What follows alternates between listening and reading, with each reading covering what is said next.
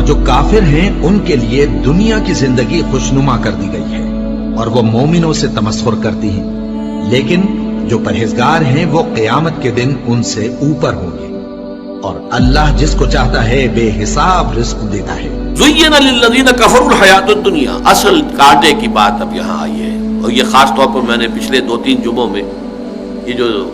جس کو میں کہتا ہوں کہ دجالیت، coming events cast their shadows before, وہ دجال اکبر جو ہے اس سے پہلے یہ دجالیت کے سائے جو آ چکے ہیں، ان دجالیت کے سائے ان کا جو کیا ہے اصل لب لباب کیا ہے کہ حیات دنیاوی مزین سے مزین تر ہوتی جا رہی ہے، ٹھاٹ باٹ عیش،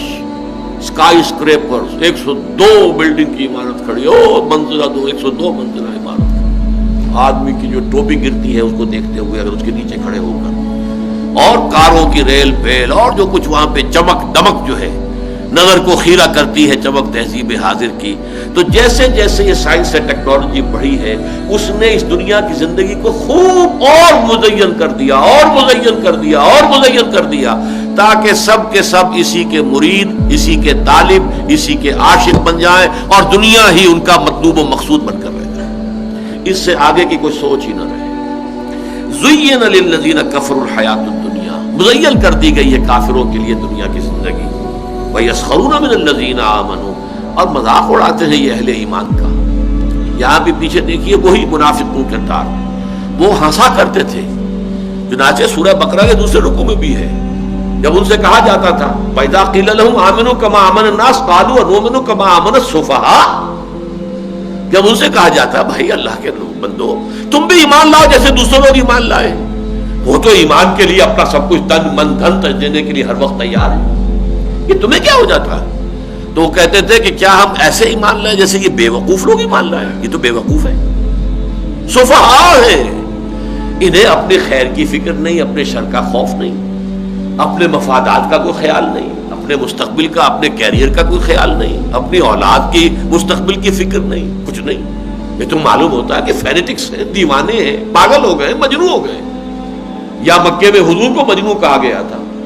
یا یہ ہے کہ اب یہ صحابہ کرام جو تھے یہ مجنون تھے، پاگل تھے، فینیٹکس تھے۔ یہ لوگ جو ہے در حقیقت یہ عقل وقل جو ہے اس کو بیچ کے کھا چکے ہیں، اور واقعہ یہ کہ بے خطر کود پڑا آتش نمرود میں عشق، عقل ہے محو تماشائے لبے بام ابھی، عقل کا تو ہاتھ سے آپ اگر اس کا تعلق چھوڑیں گے نہیں تو میدان میں کودے گے ہی نہیں، عقل کے تو معنی باندھنے کے ہیں۔ تو فرمایا ان کے لیے دنیا کی زندگی مزین کر دی گئی ہے اور وہ مذاق اڑاتے ہیں، یسخرون من الذین آمنوا، ان اہل ایمان کا۔ جیسے کہ صدقہ ایک لے کر آئے تھے صحابی رات بھر، جب حضور نے غزوہ تبوک کے موقع پر جب کہا کہ اب بڑا کڑا وقت آ گیا ہے اور بڑا ایک لشکر لے کے جانا ہے، اس کے لیے ساز و سامان چاہیے، سواریاں چاہیے، رسد چاہیے، اب جو کچھ دے سکتے ہو دو اللہ کے راستے میں۔ تو ایک بیچارے صحابی تھے انصاری، ان کے پاس کچھ نہیں تھا، جیسے کہ ایک ڈیلی دہاڑی دار مزدور، بس جو دن بھر کام کیا تو اپنے بال بچوں کے لیے کچھ چیز فراہم ہو گئی۔